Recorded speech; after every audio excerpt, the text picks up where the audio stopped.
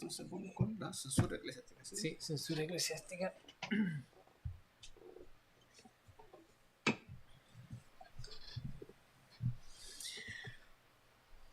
¿Ya estamos al aire?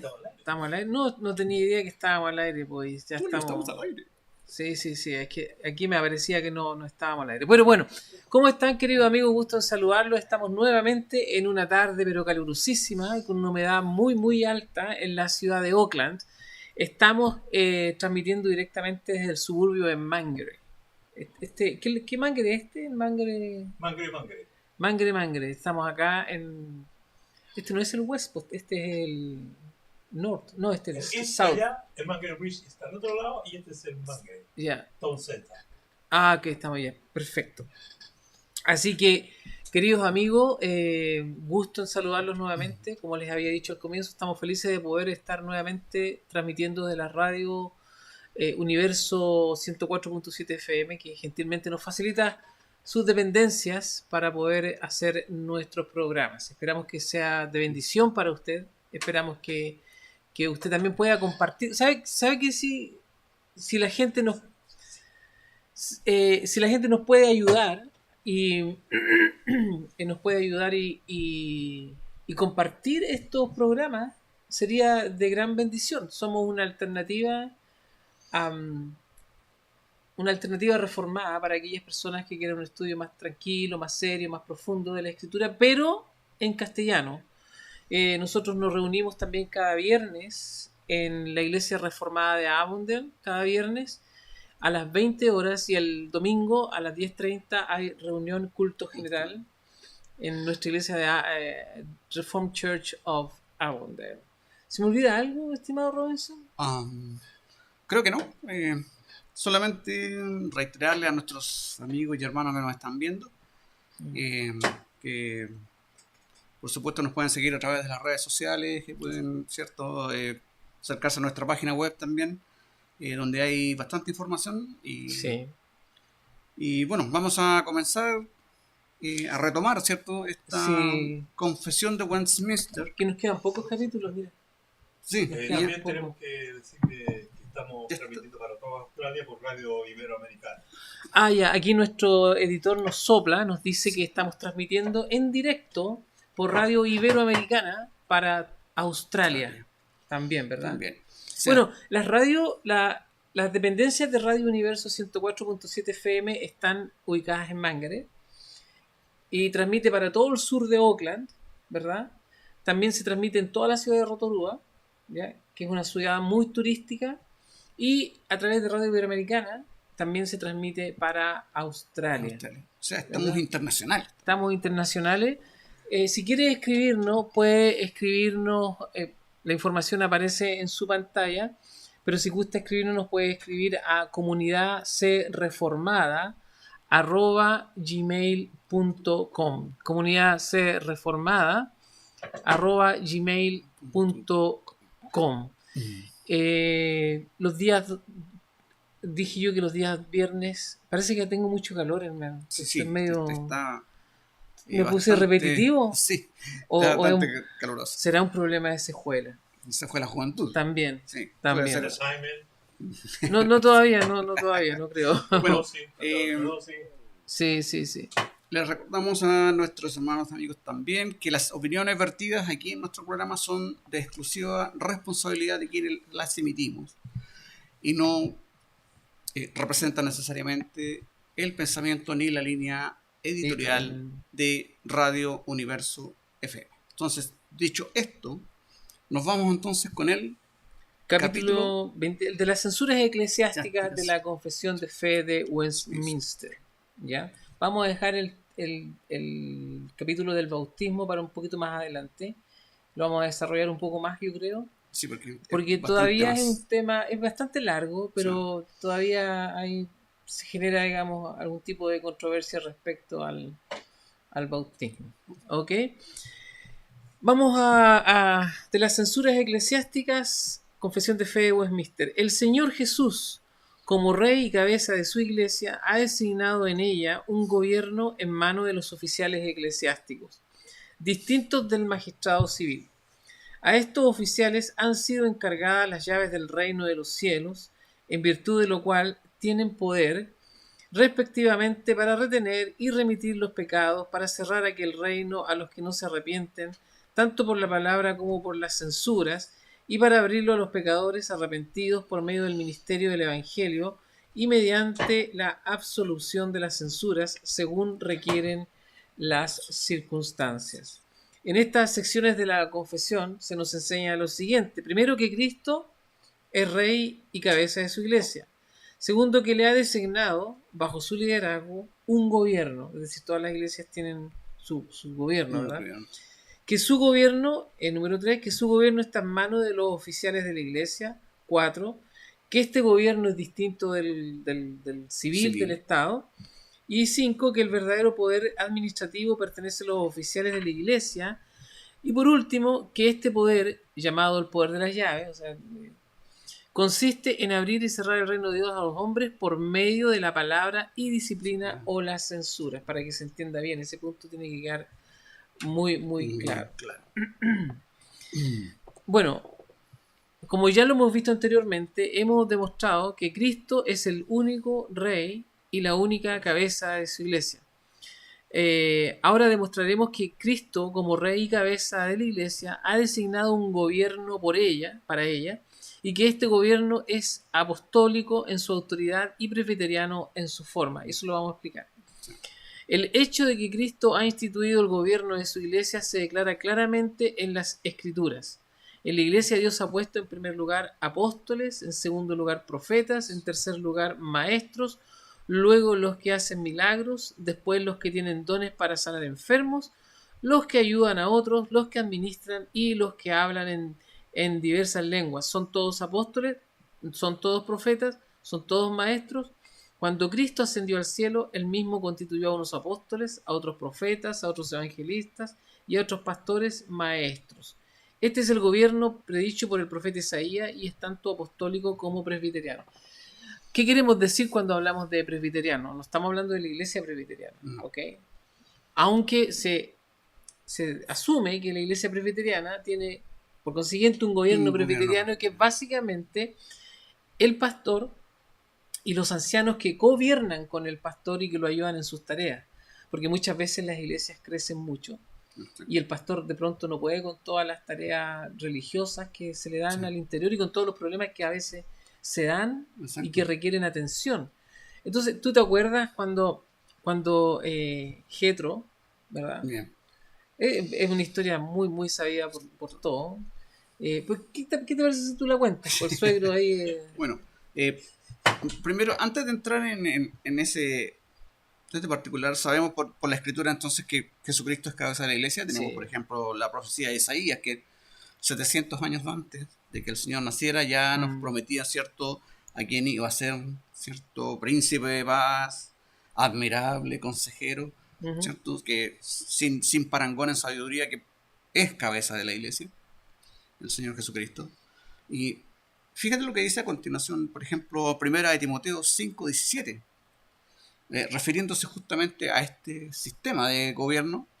Dice: los ancianos, dice, este es el apóstol Pablo hablándole a su discípulo Timoteo, los ancianos que gobiernen bien sean tenidos por dignos de doble honor, mayormente los que trabajan en predicar y enseñar. Allí hay una línea clara de enseñanza apostólica respecto de cómo tiene que ser un gobierno en la iglesia. Entonces, para que no ocurra, por ejemplo, lo que tú mencionabas justamente cuando Moisés está, ¿cierto?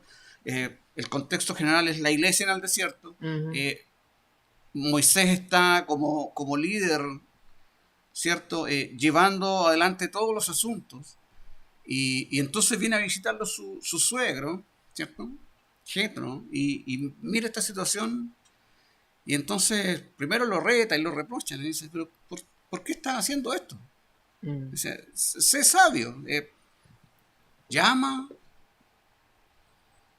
a cierta cantidad de gente que sea de tu confianza, que tenga estas características, para que te ayude y entonces ellos puedan juzgar las cosas que el pueblo necesita que sean juzgadas. Claro, O sea, básicamente lo que Getro le está diciendo es, lo está llamando a hacer un orden, exacto. ¿cierto? Y a delegar, ¿cierto? Autoridad y también responsabilidad. Y esa es una cuestión que hoy día dentro de muchas iglesias provoca muchos resquemores, provoca muchas contiendas Mm, y provoca problemas. sí, sí, sí, por supuesto.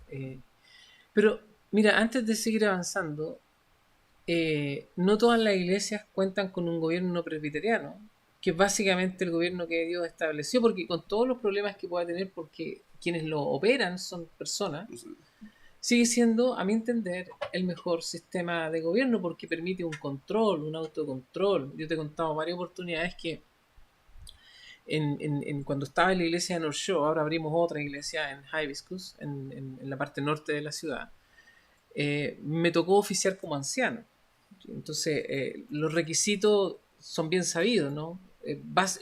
Marido de una sola mujer, ¿verdad? Y apto para enseñar. Ya, me tocó oficiar como anciano. Pero cuando me correspondía en calendario predicar, venía al día que nos correspondía la reunión, que era normalmente un día lunes, la reunión de negocio de la iglesia, venía lo que nosotros le decimos en inglés el Sermon Review. Venía la revisión del sermón. Entonces ahí estaba yo que había predicado el domingo y los otros que también habían predicado el domingo, en donde básicamente se hacía una revisión de la prédica, se enfatizaban aspectos que había que mejorar, pero por otro lado también venía la crítica, y la crítica solía ser dura. Es decir, el gobierno te permite un control, te permite una revisión constante de cómo funciona la iglesia, de cómo está el pastor, que hay que mejorar, etcétera, etcétera. Pero no todos los gobiernos son presbiterianos, hay gobiernos que son más bien de corte asambleísta, en donde el pastor es básicamente el hermano mayor entre sus hermanos, y tiende un poco al caos, al desorden. Sí. Y está, por otro lado, el gobierno de corte episcopal, que es básicamente el gobierno que tienen la mayoría de las iglesias pentecostales, en donde hay una persona que dirige, hay una persona que decide, hay una persona a la cual se le ofrenda, se le da diezmo, etcétera, etcétera. Y finalmente el que, por alguna razón extrañísima, en dinastía, cuando está a punto de irse del escenario de esta tierra, normalmente suele ocurrir que le pasa su ministerio al hijo o a algún miembro de la familia. Es una práctica que no debiera darse, pero en concreto existen esos tres gobiernos. Pues está el gobierno episcopal, que es una persona, es piramidal, ¿no? Piramidal. Hay una persona ahí arriba y este decide, este ordena, este manda, etc. Está el gobierno asambleísta, congregacional, en donde está la asamblea general, el pastor y uno más en su hermano, y todos conversan, todos deciden. Obviamente los que son miembros, pues no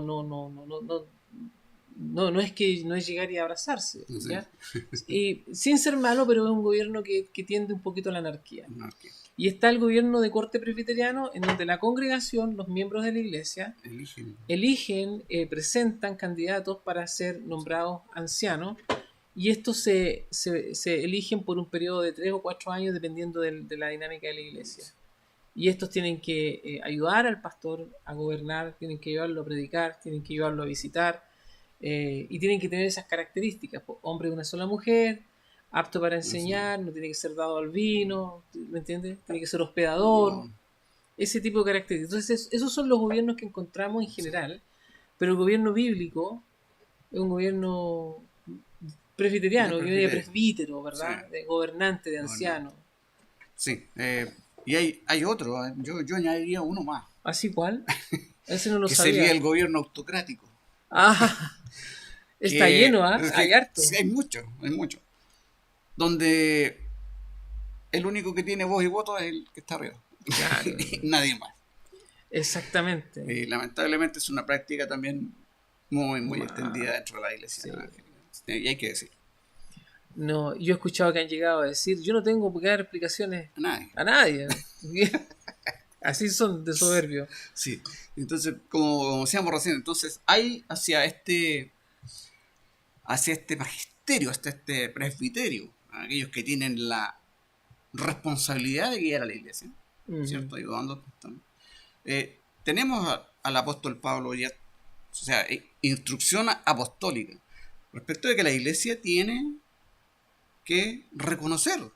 Dice 1 Timoteo 5:12, os rogamos, hermanos, que reconozcáis a los que trabajan entre vosotros y os presiden en el Señor y os amonestan. O sea, hay una línea clara que entonces llama a los hermanos en la fe, entonces a tener en estima a estos hombres que trabajan, porque tú que fuiste anciano ya en una iglesia, tú ya puedes dimensionar cuál es la magnitud del trabajo que tienen los ancianos de la iglesia. Sí, con todas las cosas que tienen que lidiar. Mira, nos tocó en una oportunidad, tuvimos que tratar 2 casos complejos dentro de la iglesia, casos de pecado serio. Y en el proceso estuvimos 2 años tratando con las personas en tiempos distintos, ¿no? Pero estuvimos 2 años, me cubrió los 4 años de anciano que estuve, me los cubrió completito. Y estuvimos, más de un caso, pero estuvimos tratando, el asunto es que ante la negativa y ante la soberbia y ante la testarudez de estas personas, no quedó otra que excomulgarlo.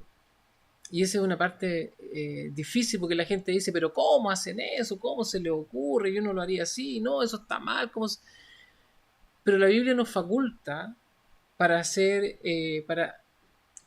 una excomunión cuando la disciplina que tiene por intención restaurar al hombre o a la mujer a la comunión no surge ningún tipo de efecto, y la persona muy por el contrario, sino que se vuelve más rebelde y más contumaz, aunque los intentos son muchos por hacer volver a la fe, si eso no resulta, no queda otro camino que sacarlo, porque también, ¿de qué otra manera podemos advertir quién es quién? ¿Correcto? Exacto. De ahí ahí tú puedes deducir las implicancias prácticas de la membresía. Hay una implicancia muy práctica, es decir, ¿quién es sujeto de cuidado? Por parte del pastor y los ancianos en una iglesia? ¿Quiénes son sujetos de cuidado? ¿Quiénes son sujetos de ayuda si se necesita? O incluso de disciplina. Son los miembros. Son los miembros de la iglesia. De ahí la importancia práctica de la membresía, porque claro, uno puede ir por muchos años, muchísimos años a una iglesia sin ser miembro y sin tener ningún vínculo. Exactamente, sin tener ningún vínculo. Y si eventualmente te ocurre, por ejemplo, si te ocurre algo, un accidente, claro que la iglesia va a ir en ayuda a ti, lo va a hacer, nos consta que es así. Pero si eventualmente en vez de que te ocurriera algo, tú incurres en una conducta, digamos, inmoral, pero no eres miembro, ¿qué puede hacer no, tampoco te podemos echar, pues. No podemos hacer nada. No podemos, sí. Por eso que tiene una implicancia práctica esto de la membresía. Volvemos, por ejemplo, a leer de nuevo el apóstol Pablo, en 1 Corintios 12:28, dice: acordaos, dice, de vuestros pastores, consejo para la iglesia, que os hablaron la palabra de Dios. Y esto es importante, mira. Considerad cuál haya sido el resultado de su conducta e imitad su fe. O sea, hay lineamientos directos, apostólicos, respecto de cuál debe ser la actitud de la iglesia frente a su equipo de gobierno. Claro. Porque esto resulta, como decimos siempre, en una simbiosis que es beneficiosa. Sí. O sea, se nutre la iglesia y al mismo tiempo también se nutren los que están en eminencia. Eventualmente. Les sirve también para el crecimiento. Tú, por ejemplo, que tuviste que enfrentarte con estos casos que fueron más o menos complicados. Eso necesariamente trae una carga de aprendizaje. Sí. Y una carga también de crecimiento espiritual. Sí. Porque ya tuviste la experiencia y, bueno, si actuaste de cierta manera, tú finalmente puedes sacar tus conclusiones y decir, bueno, esto me sirvió porque yo aprendí esto y esto. Y se actúa en equipo, ¿no? Es que, claro, no hay llaneros solitarios, claro. Es todo un equipo, o sea, por supuesto va a tener también la ventaja de que hayan alguien que tiene más experiencia que tú. Entonces ahí podríamos aplicar el dicho que Sí. el que buen árbol se arrima. Exactamente, pero fíjate que también hay una carga emocional, estimado Por Robinson, supuesto, sí. y esa de pronto no se dimensiona, porque quienes tienen que enfrentarse a situaciones complejas dentro de la iglesia, junto con el pastor, los ancianos, ¿no es cierto? La congregación no dimensiona todo el proceso y el trabajo que hay detrás a veces, Sí. porque no es que esto ocurrió ahora y ya mañana te vas, no es así. No. Hay un trabajo detrás que busca reincorporarlo, restablecerlo, que llama al arrepentimiento. Y eso, en términos objetivos, claro, es trabajo, pero en términos emocionales es un dolor, ¿no? Sí. Causa mucha tristeza. Pasa la cuenta, digamos. Claro, claro. Y yo creo que no es una justificación, pero hay congregaciones que cuando se ven enfrentados a ese proceso, situaciones difíciles, en vez de actuar conforme a la Biblia, trágicamente hacen la vista gorda y traen sobre su pueblo, sobre la iglesia, realmente traen condenación, ¿no? Condenación. Sí, y ahí también hay algo que es bien importante considerar también, es el hecho de que es riesgoso.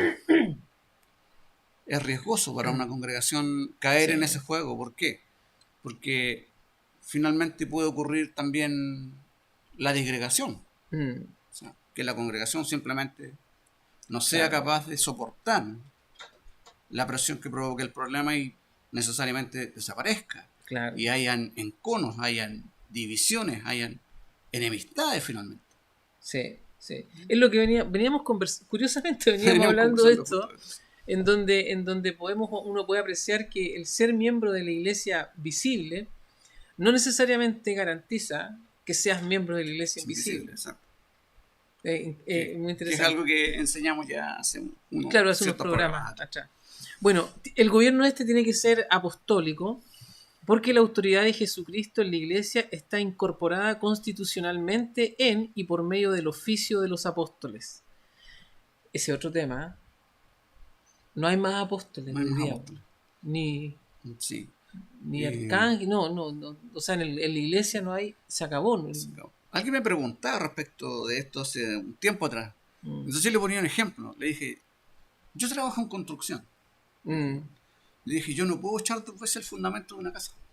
Está bien, está claro eso. No puedo. O sea, yo pongo el fundamento primero y sobre esos fundamentos yo edifico. Claro. ¿Cierto? Esa es la, digámoslo así, la comparación que podemos hacer. Exacto. Con la iglesia es lo mismo. ¿Por qué la iglesia es apostólica? Porque está fundada sobre el trabajo de los apóstoles. Exacto. Entonces, ese fundamento ya está puesto, por lo tanto ya no pueden haber más apóstoles. No. Además que habían ciertos requisitos claro, para llamarse apóstol. Exacto. Y uno de esos requisitos es haber sido testigo ocular de la resurrección. De la resurrección y del ministerio del Señor. Jesús, alguien me dirá, pero ¿y Pablo? Pero Jesús se le apareció a Pablo. Claro. ¿Ya? Distinto. Pero bueno, es apostólico porque la autoridad de Jesucristo en la iglesia está incorporada constitucionalmente en y por medio del oficio de los apóstoles. La iglesia está edificada sobre el fundamento de los apóstoles y los profetas. Entre los que han sido designados por Dios en la iglesia, los apóstoles son los primeros. Durante la edad apostólica, esta autoridad, la cual era suma en la iglesia, estaba incorporada personalmente en los apóstoles. Así Pablo podía decir, si alguno se cree profeta o espiritual, reconozca que esto que les escribo es mandato del Señor. Nadie, ni siquiera otro apóstol, podía poner en duda las declaraciones oficiales de un apóstol. Aún el testimonio de los profetas del Antiguo Testamento era autoritativo solo en combinación con el testimonio de los apóstoles. Oye, con la desaparición de los apóstoles, esta autoridad permanecía en el depósito de la verdad apostólica inspirada por el Espíritu Santo y grabada en el Nuevo Testamento. La autoridad de los apóstoles no fue delegada a ningún sucesor de ellos, sino que más bien fue transferida de sus personas a la palabra escrita de Dios en el Nuevo Testamento, porque el Nuevo Testamento es apostólico y porque únicamente el Nuevo Testamento, y no la tradición ni otras revelaciones, es apostólico, es la constitución, la declaración final aquí en la tierra de la Iglesia cristiana junto con el Antiguo Testamento, del cual es el cumplimiento. ¿Qué me dice? Eso queda clarísimo que el tema aquí o sea, ya no hay más apóstoles. Sí. Y vemos de nuevo una línea de autoridad que pasa directamente desde Jesús. Mira lo que dice Mateo 28, del 18 al 20, dice: y Jesús se acercó y les habló diciendo, ¿a quiénes? A los apóstoles. Dice: toda potestad me es dada en el cielo y en la tierra. Por tanto, id y haced discípulos a todas las naciones, bautizándolos en el nombre del Padre, y del Hijo, y del Espíritu Santo, enseñándoles que guarden todas las cosas que os he mandado, y he aquí, yo estoy con vosotros todos los días hasta el fin del mundo. Uh-huh. O sea, vemos al Señor Jesús ya preparándose para pasar la posta, ¿cierto? El testimonio, eso es lo cuando sí, corren, cuando corren, sí, le entregan el testimonio. El testimonio a los apóstoles. Y les enfatiza, porque la conversación aquí es entre Jesús y sus apóstoles. Yo estoy con vosotros, que es una promesa que fácilmente nosotros podríamos decir que también podría ser para nosotros. Pero en el contexto de esta escritura en particular, esta conversación es privada, es íntima, es única. Claro. De Jesús con sus apóstoles. He aquí, yo estoy con vosotros todos los días hasta el fin del mundo. Uh-huh. O sea, mi autoridad está con ustedes. Claro. Siguiendo. Capítulo Mateo 18, 17 y 18. Y a ti te daré las llaves del reino de los cielos, y todo lo que atares en la tierra será atado en los cielos, y todo lo que desatares en la tierra será desatado en los cielos. Uh-huh. Bueno, me acuerdo que tuviste un tema una vez respecto a eso. Exacto, y es una tremenda... es un tremendo privilegio, una tremenda bendición, pero también una responsabilidad. Sí. Porque te conviertes en el conector entre Dios y su pueblo primero, y después el resto del mundo. Una suerte de conector, no intermediario. Para que... Sí. ¿Ya? Que sabemos que hay un solo intermediario, ¿cierto? Un solo intercesor, un solo mediador entre los hombres, dice nuestro Señor Jesucristo. Nadie ocupa su lugar, ¿cierto? Por eso a mí me asalta una santa indignación, podemos decir, cuando en el mundo católico al Papa se le dice el vicario de Cristo.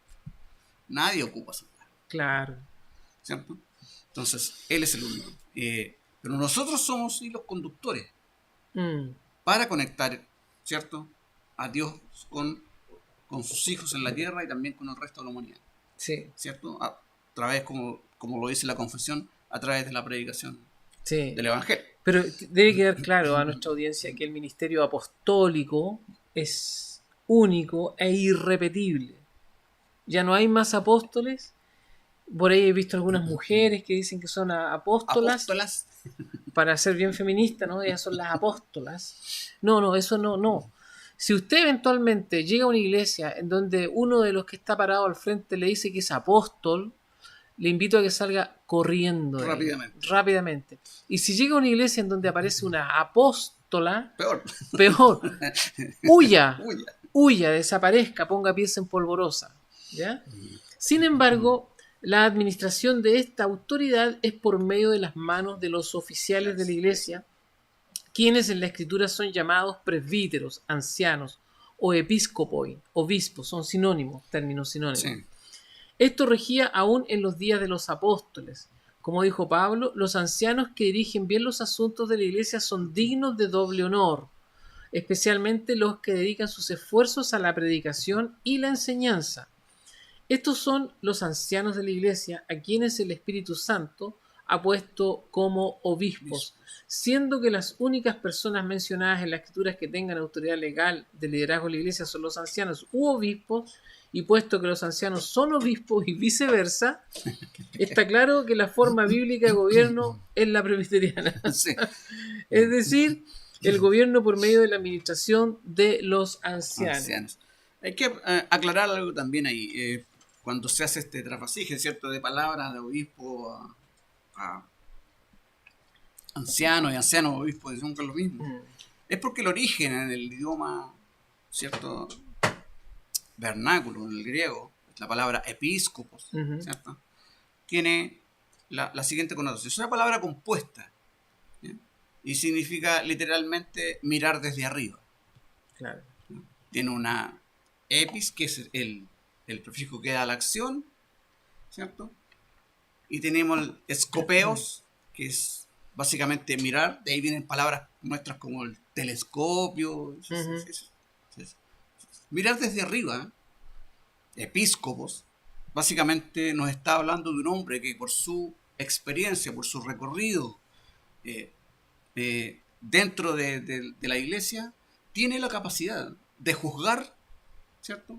Con mayor certeza que el resto de la congregación, ¿cierto? Y por lo tanto ha llegado entonces a ocupar ese lugar de privilegio especial, ¿cierto?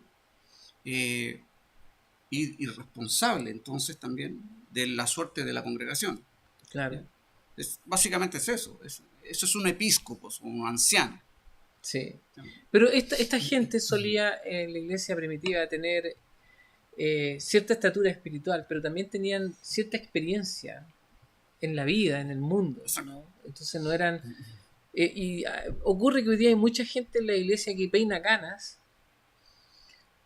y significa nada realmente. Pero son ancianos de edad, ¿no? Es signo de edad nomás, ni ton ni son, o sea, nada. Normalmente la gente se refiere a ellos con respeto, con cariño, claro, etc. Pero la verdad no va ni para allá ni va para acá. Claro, lo que pasa es que, bueno, ahí volvemos... Una vez, a propósito, déjame hacerte un paréntesis. Un día estaba escuchando un programa de radio, a propósito de la radio, ¿no?, que estamos acá.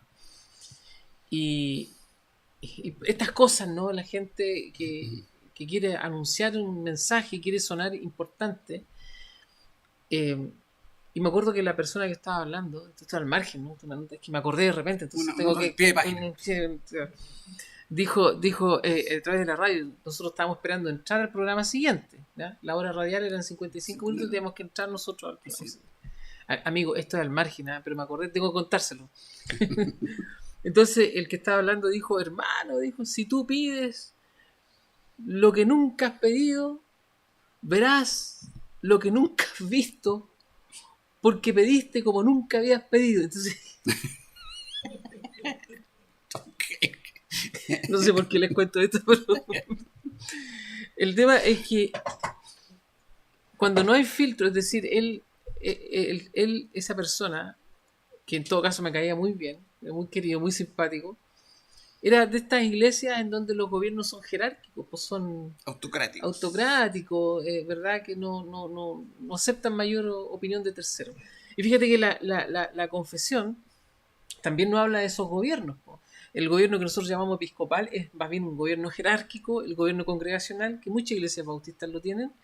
Me parece que también las alianzas cristianas y misioneras, sí, creo que también tienen ese gobierno. Y por supuesto el gobierno presbiteriano, que es el gobierno que tiene las iglesias presbiterianas y las iglesias reformadas. No estoy tan seguro respecto a la iglesia luterana. Debe ser en la misma línea. Bueno, en la iglesia luterana me parece que hay también un magisterio. Que los que llegan a ser pastores ancianos son todos estudiantes de la... Sí, pero no estoy tan seguro. Sí. Fíjate que los principios bíblicos que se derivan de las escrituras no son seguidos en todos los gobiernos. Por ejemplo, únicamente Cristo en la cabeza de la iglesia, el gobierno jerárquico, no, ahí está el pastor. El gobierno congregacional, sí. Y el gobierno presbiteriano también. Los ancianos son escogidos por las personas sobre quienes gobiernan. El gobierno jerárquico Sabemos que no. No. El gobierno congregacional sí y el gobierno presbiteriano sí. En el gobierno jerárquico, ¿por qué no? Porque se da con mucha frecuencia que el pastor designa dedocráticamente a quién va a ser su sucesor y quién va a ser el pastor allá y quién va a el pastor. La democracia. Claro. Todos los oficiales gobernantes, es decir, ancianos obispos, son iguales en autoridad. En el gobierno jerárquico no. No. En las iglesias congregacionales sí, Sí. y en el gobierno presbiteriano también. Cada iglesia particular debe tener más de un anciano u obispo. En el gobierno jerárquico no. En las iglesias congregacionales no necesariamente, y en las iglesias presbiterianas sí. Es lo que conversábamos una vez, Sí. que cuando nuestras iglesias reformadas conforman, por ejemplo, nosotros abrimos una iglesia que una misión, para que finalmente esta sea iglesia propiamente tal, no misión solamente, no como llaman algunos una avanzada o una obra, no, Una no, clase, como una le llaman. clase, claro.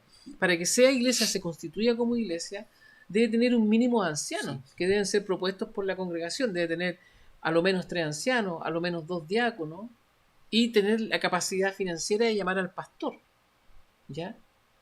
Para que pueda funcionar. Por eso que la confesión dice que cada iglesia particular debe tener más de un anciano. Los jerárquicos, no. No. En las congregacionales tampoco, y en las presbiterianas sí. Los necesitamos para el funcionamiento correcto del gobierno. Los oficiales de la iglesia, ancianos obispos, son ordenados por el presbiterio, es decir, un gran número de ancianos reunidos en la iglesia, en la comunión, una con otra, cuando se juntan, ¿verdad? Lo que le llamamos presbiterio. Entonces se hacen las nominaciones, se hacen los exámenes también Sí. a los pastores que quieren oficiar como pastor. O sea, porque tú puedes terminar tu estudio, que es lo que se da en nuestra iglesia, terminas tus estudios teológicos, pero ahora tiene que hacer el examen, puede hacer la práctica y el examen. Bien. ¿Ya? Y entonces eso se hace en asamblea y he participado en donde hemos examinado a pastores, se le hacen preguntas Antiguo, Nuevo Testamento, en fin, un montón de cosas, y finalmente pasa o no pasa. O sea, sí, felicidades, ahora usted puede ser pastor oficial en nuestra iglesia y que lo quieran llamar. Pero si no, hemos tenido el caso de hermanos que han terminado sus estudios y han tenido que repetir 3 veces el examen, que puede pasar Bien. antes de ser ordenado pastor. Entonces, ¿se da esto en los gobiernos congregacionales? No. Perdón, en los gobiernos jerárquicos, no. En los gobiernos congregacionales no sabemos. En los gobiernos presbiterianos, sí. Sí, pues. Y por último, el derecho de apelación de la congregación ante la Asamblea Mayor de Ancianos. Es decir, si eventualmente yo tengo un caso que quiero presentar a los ancianos, al presbiterio o al consistorio, ¿verdad? ¿Se da esto en un gobierno jerárquico? Obviamente no, pues. Porque como hemos dicho, yo no le doy explicaciones a nadie, porque yo soy el pastor, yo soy la cabeza, yo soy el ungido, etc. No, no se da. En las iglesias congregacionales tampoco, pero en las iglesias presbiterianas sí se da. Sí lo podemos hacer. Tenemos un conducto regular, normas, etcétera, que podemos seguir. Entonces podemos decir que como la forma presbiteriana de gobierno eclesiástico, ¿verdad?, que se deriva de la escritura, es la única que concuerda con estos principios bíblicos, la verdad requiere que testifiquemos que únicamente esta es sancionada por Cristo y que las demás formas no tienen fundamento en la palabra de Dios. Es así. Sí, sí, lamentablemente. Algo O afortunadamente. Claro, Sí. puede ser. Sí. A ver, explícate. Bueno, cuando vemos la praxis, ¿cierto?, de la iglesia moderna, podemos entender entonces que no muchas de ellas funcionan de acuerdo a lo que la escritura establece. O sea, la escritura no es para consulta, digámoslo así, casual. La escritura dictamina, ordena. Claro.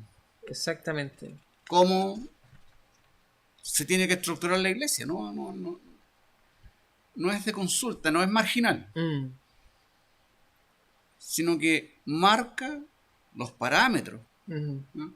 Es por eso que cuando leemos, por ejemplo, las cartas de Pablo a Timoteo, hace énfasis una y otra vez en que los ancianos, los que ofician cierto tipo de autoridad dentro de la iglesia, necesariamente deben cumplir con ciertos requisitos. Claro, sí. con ciertas características. Y ahí encontramos quizás la más importante, que es Mm, ser apto para enseñar. Porque, ¿cómo transmitimos ujú. el Evangelio? Exacto, Si sí, es tan no podemos importante, güey. transmitirlo Es tan de forma importante clara, de eso. forma pura, ¿cómo esperamos que la iglesia impacte la sociedad en la que se desarrolla? Es imposible. O como esperamos que los que están ahí Crezca. crezcan en la Exacto. fe, pues. ¿Me entiendes? Eh, También otra cuestión importante que lo hemos visto anteriormente es que dentro del gobierno presbiteriano, como existe este control, se hace un énfasis en, en que la palabra de Dios que se predica, como lo dijimos anteriormente cuando hablamos de los sermon review y todo, sea predicada de manera fidedigna y, si es necesario, administrar disciplina. Esto se Bien. da muy bien en los gobiernos presbiterianos. ¿Ya? Eh, no así en las otras iglesias con otro tipo de gobierno. Sí. Lo hemos visto, mira, trágicamente y penosamente hemos tenido que ser testigos, porque tú y yo hemos sido testigos de situaciones vergonzosas al interior de la iglesia, pero al no existir disciplina, al no existir una prédica fidedigna de la palabra de Dios, y una cosa muy sencilla, al no existir una real membresía, es imposible. Que es lo más fácil en esos casos, es levantar la alfombra Exactamente. ya. ¿Qué es lo que ocurre básicamente? Exactamente. Oye, Y vemos ahí, por supuesto, cierto, la carencia. mm, Porque si hubiese un gobierno conformado respecto a como la Biblia indica, esas cosas no pasarían. mm, Porque si alguien hace omisión, el que está al lado a lo mejor no. Y se claro, va a dar cuenta. Entonces esto va a salir a la luz y se va a tratar como corresponde. sí. Oye, ¿sabes qué, Robinson? Y esto está todo tan amarrado una cosa con la otra, un gobierno que tenga presbítero, que sea fiel a la palabra de Dios, que se practique la disciplina, que esté centrado en Dios y que finalmente puedan ejercer ellos como verdaderos filtros respecto a las influencias del mundo o influencias ideológicas que surgen. A propósito de esto, yo estaba hoy día conversando con un pastor de Chile, ¿ya? Él es de la ciudad de Concepción. Y por diversas razones, ¿no es cierto? Estaba hablando con él y con otros pastores y yo le pregunté por el estado de la iglesia en Chile. Me dijo, no, Desastroso. está desastroso, me dijo el estado. Así, el principal problema que tienen las iglesias chilenas, primero se siguen desmembrando. Y yo creo que el evangelicalismo a nivel latinoamericano se siguen desmembrando, pero uno de los principales problemas que tienen, o sea, y problemas asociados, es la infiltración de la ideología de izquierda, Claro. que se metió en la iglesia. Y al no tener equipos de cristianos o ancianos preparados en la palabra de Dios, no han sido capaces de hacerle frente a esta ideología que se ha metido no solo con las ideas propias de las ideologías de izquierda, la lucha de clases, se ha metido, sino que además ha incorporado todo este tema del feminismo, ha incorporado todo este tema de los LGTBQ+, porque no tienen lo otro. Exacto. Y si tú no tienes ancianos preparados para hacerle frente a esta situación, ¿qué queda para el pueblo que está atrás, para los hermanos que Sí. se congregan? Y lamentablemente, y hay que decirlo también, y esto ha ocurrido también con las iglesias históricas. También, también. También es un desastre al mundo. Sí, porque abandonaron todo lo que es la formación teológica sana, pues. Estamos hablando de 500 años Exacto, de exacto. tradición reformada que se fue por el caño Sí, sí, sí. y las iglesias fueron permeadas de forma Vergonzosa. vergonzosa. Sí. Pero todavía hay un remanente fiel, ¿no? Por supuesto, o sea, siempre va a estar presente un grupo minúsculo de aquellos que Sí. no se mueven de su posición y que de una u otra manera van a hacer frente a esto. Y por lo mismo también hemos visto muchos cismas también en las iglesias tradicionales, en las iglesias históricas. Y de ahí la importancia de lo que ya habíamos mencionado en capítulos anteriores, la administración de la disciplina, la predicación fiel de la palabra de Dios, la administración de los sacramentos, y ahora vemos un equipo de ancianos bien formado. Un gobierno efectivo, bien formado. Exacto. Oye, las censuras eclesiásticas son necesarias para rescatar y ganar a los hermanos ofensores, para disuadir a otros de ofensas similares, para purificar de aquella levadura que puede infectar a toda la masa, para vindicar el honor de Cristo y la santa profesión del Evangelio, y para prevenir la ira de Dios, que con justicia podría caer sobre la Iglesia, si ésta consintiera que el pacto del Señor y sus sellos son profanados por ofensores notorios y obstinados. Está muy bien escrito esto, ¿eh? Para el mejor logro de estos fines, los oficiales de la Iglesia deben proceder mediante la amonestación, suspensión del sacramento de la Cena del Señor por un tiempo y mediante la excomunión de la Iglesia, según sea la naturaleza del crimen y el desmerecimiento de la persona. ¿Qué aprendemos en estas dos secciones? Primero, ¿por qué es necesaria la disciplina en la Iglesia? Y segundo, ¿cómo se debe llevar a cabo la disciplina? ¿Qué me dices? Y esto no tiene que ver con un organigrama, con una organización, con una estructura, sino que simplemente tiene como fin la pureza de la Iglesia. ¿Es eso? Exactamente, lo acabamos de leer ahí. Qué importancia, oye. Qué importancia. Fíjate que, mira lo que agrega. Si esta confesión fue escrita por allá por el 1500, 1600, ya no me acuerdo la fecha. Pero fue escrita hace muchos años. Pero mira lo que dice aquí. Vivimos, es como que estuviera hablando hoy día, o sea, 2025, como que lo hubiesen escrito ayer nomás. Vivimos en una época en la cual la disciplina eclesiástica prácticamente no existe en mucho de la iglesia visible. Aún las iglesias que buscan preservar la fiel prédica de la palabra de Dios a menudo fallan en esta área. Y esta falla aún se defiende diciendo que la disciplina eclesiástica es dañina al pecador errante y que juzga innecesariamente el alma de un hermano de Dios. Es como que la escribieron ayer. No es que la hayan escrito hace cientos de años, la escribieron ayer. Porque mira lo que dice. Dice, ¿quién soy yo para juzgar? Es lo que siempre te dicen. Sí. ¿O quién es usted para juzgar? Exacto, o quién es usted para juzgar. Eso es muy, muy contingente lo que acabamos de leer. Leámoslo de nuevo. Lo vamos a leer de nuevo porque está muy, muy clarito. Vivimos en una época en la cual la disciplina eclesiástica prácticamente no existe en mucho de la iglesia visible. Aún las iglesias que buscan preservar la fiel prédica de la palabra de Dios a menudo fallan en esta área. Y esta falla aún se defiende diciendo que la disciplina eclesiástica es dañina al pecador errante y que juzga innecesariamente el alma de un hermano ante Dios. No. ¿Qué me tienes que decir a eso? La escribieron hoy día, ¿no? No, parece que... Sí. Como tú dices y haces énfasis siempre, está muy bien redactado. Sí. Claramente establecida la importancia de la disciplina de la iglesia. El gobierno tiene que ver con eso, tiene que ver con la disciplina de la iglesia, fundamentalmente.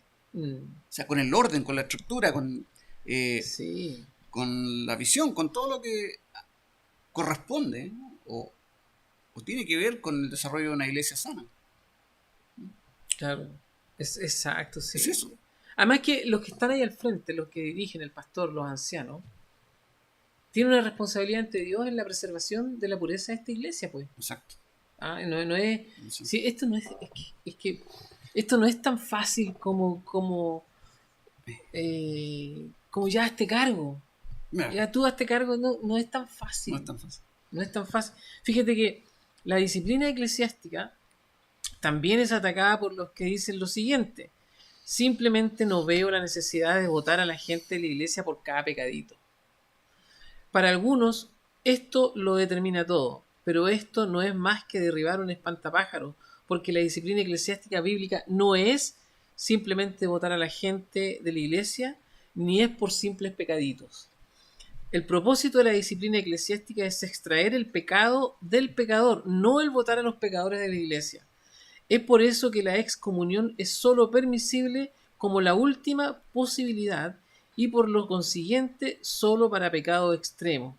Antes de la excomunión, como enseñó Cristo, deben haber sinceros y tiernos intentos de convencer al hermano errante a que deje su pecado. Y que este proceso no es un mero caso de votar la gente de la iglesia, es evidente de los siguientes principios que se enseñan en la Escritura, particularmente en Mateo 18:15 al 18:15 y 18. Oye, De ahí entonces la importancia y la responsabilidad que tienen los ancianos dentro de la iglesia. sí, Porque al encontrarse con estos casos particularmente difíciles, y los hay. necesariamente tienen que ser hombres de una estatura espiritual Mm. bastante grande. Y un corazón pastoral. Pastoral. Sí. Sí, porque no se trata de sacar a ese que está incurriendo tenazmente en pecado y no quiere arrepentirse, sino que en un punto determinado se trata ahora de cuidar a los que están acá. Acá. Exacto. Se trata de preservar la iglesia y la pureza de la Los iglesia. primeros esfuerzos justamente van a que tratar de recuperar esa oveja en particular, ¿cierto? Llamándolo al arrepentimiento y hacerle un seguimiento y todo el asunto. Pero cuando llega el momento de que no hay una respuesta Exacto. positiva, cuando ya esto ya no hay ninguna posibilidad de que no hay arrepentimiento, no hay sumisión a la disciplina y todo eso. Finalmente ya la cosa cambia de eje, de foco, y ya no se trata de proteger a uno, sino de proteger al resto. Claro. Entonces, y en ese sentido, los ancianos y los pastores en las iglesias son la piedra del tope. Porque ahí llega todo, o sea, lo que viene de acá, pero también lo que viene del otro lado.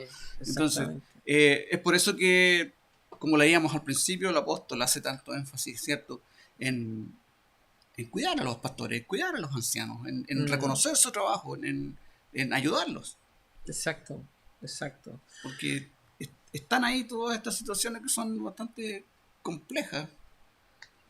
Y los ancianos y los pastores, como todo el mundo, son seres humanos. Entonces hay una, ¿cierto? Una, digámoslo así, una cara humana que muchas veces no se considera. Exacto. Bueno, Robinson, estamos ya llegando al fin de este capítulo, pero recordarle a nuestros hermanos que nos ven que la iglesia, el fundamento de la iglesia del Señor, la iglesia invisible y universal, es Cristo y los apóstoles y los profetas. Recordarles además que los apóstoles cesaron. El ministerio apostólico es irrepetible, no hay más apóstoles. Y recordarles también que para el buen funcionamiento de lo que el Señor nos dejó, aparte de la autoridad civil, ¿no es cierto?, que tiene como objeto restringir el avance del mal, también dejó a su iglesia un gobierno digamos, laico, un gobierno religioso, y que es el gobierno que está conformado por ancianos, que es conocido como presbíteros, ¿ya? Y para el buen funcionamiento de este gobierno, los miembros de la iglesia nominan a quienes quieren que se les dirija y que tienen ciertas características, que son, ¿cierto?, ser maridos de una sola mujer, aptos para enseñar, yo creo que es lo más importante. Sí. Y lo otro también, pues. No dados al vino, sí. no dados al vino, no pendencioso. Claro. Es que yo digo, para mí en particular es lo más importante. ¿Por qué? Porque podemos tener gente que puede ser muy buena gente, que puede ser muy amable, que puede tener todas estas características y sin embargo no está compenetrada de la fe pura. Claro. Entonces hay que, como dice en la escritura, considerar muchas cosas. Sí.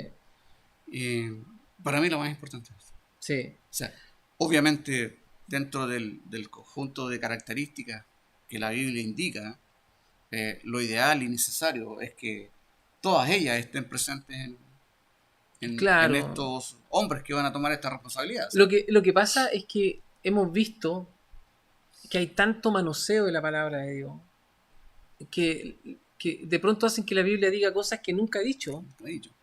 Que claro que se torna de suma importancia que quienes ejercen este ministerio lo hagan de buena forma, ¿ya? Lo hagan de buena forma, y para eso hay que prepararse, para eso hay que estudiar un poquito o algo, pues, entiendo, no es llegar y pararse ahí al frente. Exacto.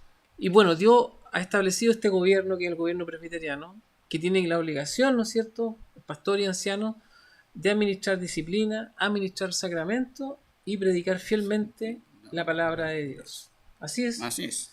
¿Tienes algo más que agregar, estimado Robinson? No, yo creo que ya hemos terminado con este capítulo. Sí, Interesante. sí, interesante. Interesante, y también hay muchas cosas que se nos podrían quedar en el tintero. Sí, sí. Pero tratamos de hacerlo en un tiempo que tenemos determinado y no tratar de extendernos demasiado tampoco. Para que sea algo dinámico y usted pueda entonces ir recogiendo, como siempre decimos, estos conceptos que son importantes para poder crecer espiritualmente con un esqueleto doctrinal determinado. Exacto. Muy bien, queridos amigos, recordarles que nos juntamos cada viernes a las 20 horas en nuestra iglesia en Avondale. Si quiere hacer alguna pregunta, alguna consulta, comunidadcreformada@gmail.com, comunidadcreformada@gmail.com. Así que, sin más que agregar para este capítulo, que Dios les bendiga.